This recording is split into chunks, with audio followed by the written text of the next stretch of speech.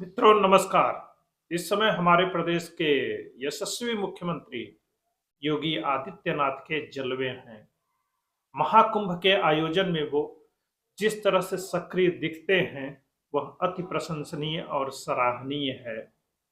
और उत्तर प्रदेश को हम लोग की जानकारी में पहला ऐसा मुख्यमंत्री मिला है जो निर्णय लेने और अपनी बात को एकदम स्पष्ट तरीके से कहने में विश्वास रखता है, जिसे पता है कि उसका उद्देश्य क्या है, उसकी नीति क्या है और उसे कैसे लागू करना है। प्रदेश को माफिया मुक्त बनाना हो या फिर निजी निवेश को बढ़ावा देना हो और प्रदेश को विकास के सरपट एक्सप्रेसवे पर ले जाना हो, इसमें हमारे योगी आदित्यनाथ ने सराहनीय कदम उठाए हैं। और सबसे बड़ी बात यह है कि वह अपने विचारों को लेकर एकदम स्पष्ट रहते हैं और एकदम साफ साफ खरा खरा कहने में विश्वास रखते हैं। और उनमें वो नेताओं वाली जो छवि होती है, लाग लपेट इधर उधर झूठे आश्वासन देने की जो कला होती है, उससे वो मुक्त हैं और जो भी करते हैं उसको करके दिखाते हैं। हिंदू मुसलमान का सवाल हो, कुंभ पर मुसलमानों के आने न आने का सवाल हो, वह जिन टीवी चैनलों पर साक्षात्कार देते हैं या जिस माध्यम पर भी अपनी बात कहते हैं, उसमें स्पष्टता साफ दिखाई देती है। अब संभल मुक्ति को ही देखिए, उनके मुख्यमंत्री काल में ही संभल एक तीर्थ स्थल बनने जा रहा है। सोचिए, सनातन सभ्यता संस्कृति और गौरव को लेकर उनके अंदर कितना मान है और उस गौरव अनुभूति को वो किस तरह से व्यक्त करते हैं और उसे छुपाते भी नहीं हैं। और वो कैसे सनातन ध्वज की पुनर्स्थापना में लगे हुए हैं और वो जोगिया वस्त्र पहनते हैं, योगी हैं, जोगी हैं, गोरखनाथ पीठ के पीठाधीश्वर हैं। और जिस तरह से धर्म ध्वजा आगे लेकर बढ़नी चाहिए वह बढ़ रहे हैं और अपने धर्म के बारे में जिस तरह से गौरव अनुभूति होनी चाहिए वह रखते हैं और उसे प्रदर्शित भी करते हैं। और सोचिए, कुंभ मेले में वो अल्पसंख्यकों खासकर मुसलमान आए कि न आए, जब उनसे सवाल पूछा जाता है तो वह सीधे कहते हैं जिनकी सनातन और कुंभ में आस्था है उनका यहाँ पर स्वागत है।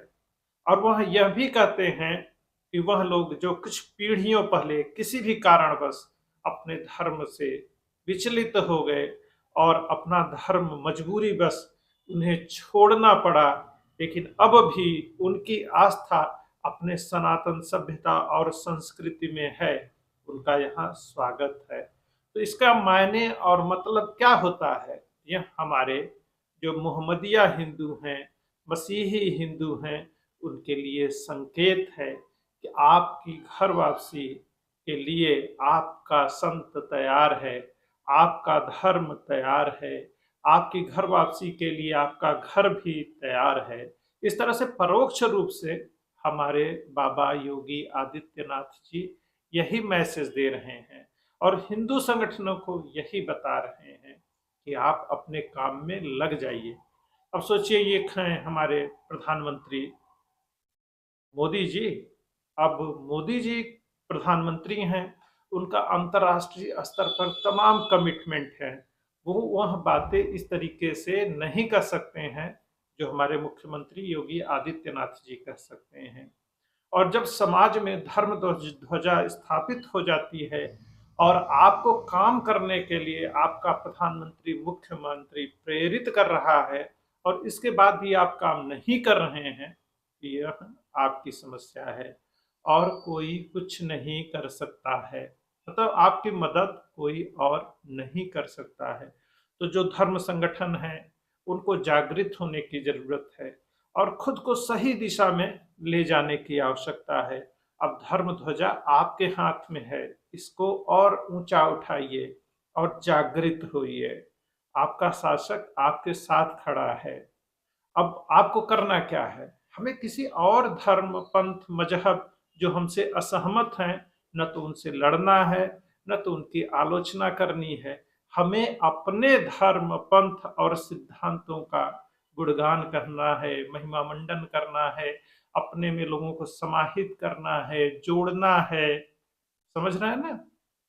तो जो हमारा इकोसिस्टम है, सीधे सीधे कहिए हिंदू इकोसिस्टम, उसके लिए हमें काम करना है। आप बड़ी बड़ी बातें कर लीजिए, उदार होने की बात कर लीजिए, लेकिन पूरी दुनिया में जो धार्मिक पहचान है वह एक आवश्यक पहचान हो जाती है। और राष्ट्रों के बीच जो संघर्ष हो रहा है या राष्ट्रों में जो संघर्ष हो रहा है, उसमें धर्म एक प्रमुख कारण है। अच्छा सोचिए, हम हिंदू हैं तो दुनिया में हमारे लिए कौन सा देश है? क्या हम कहीं और सुरक्षित रह सकते हैं? अब अगर हम भारत में भी अपनी सुरक्षा के लिए व्यवस्था नहीं करेंगे और सभ्यता और संस्कृति के तौर पर मजबूत नहीं बने रहेंगे और अपने आप को सही से व्यक्त नहीं करेंगे, तो सोचिए हमारा भविष्य क्या होगा। अब भी हमको किसी से लड़ना नहीं है, संघर्ष नहीं करना है, लेकिन अपनी सभ्यता संस्कृति की पहचान बचाए और बनाए रखनी है। इसकी जिम्मेदारी हर एक हिंदू की है, हर एक भारतीय की है, क्योंकि हमारे पास कोई और राष्ट्र नहीं है। इस बात को समझिए। तो हमारे यशस्वी मुख्यमंत्री जी हमको प्रत्यक्ष और परोक्ष रूप से यही बता रहे हैं, और वो तो सीधे सीधे स्पष्ट संकेत दे रहे हैं। अब आप उन संकेतों को मत समझिए, मत मानिए, मत करिए, यह आपकी मर्जी है। पर एकजुट होने की जरूरत है, एक मत होने की जरूरत है। और कौन सी सरकार रहती है तो क्या प्रभाव पड़ता है, क्या फर्क पड़ता है, कौन से काम होते हैं, कौन से काम नहीं होते हैं, यह अंतर भी आप आसानी से महसूस कर सकते हैं। जो प्रत्यक्ष दिखाई दे रहा है, अगर उस पर भी आप संदेह कर रहे हैं तो आप बहुत ज्यादा बीमार हैं। तो इस बीमारी का समाधान आपको खुद ही करना है। और आगे बढ़िए, धर्म ध्वजा आप भी थाम लीजिए और हिंदू होने पे गर्व करिए, सनातनी होने पर गर्व करिए। आप किसी और धर्म पंथ से जुड़े हैं, कोई बुराई नहीं है, आपका उतना ही स्वागत है।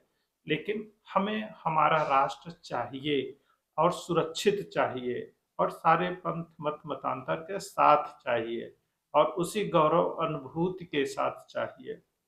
तो बाकी बात तो आप समझ ही गए होंगे, कहा भी समझ गए होंगे और अनकहा भी समझ गए होंगे। इसी के साथ जय हिंद, जय भारत, वंदे मातरम।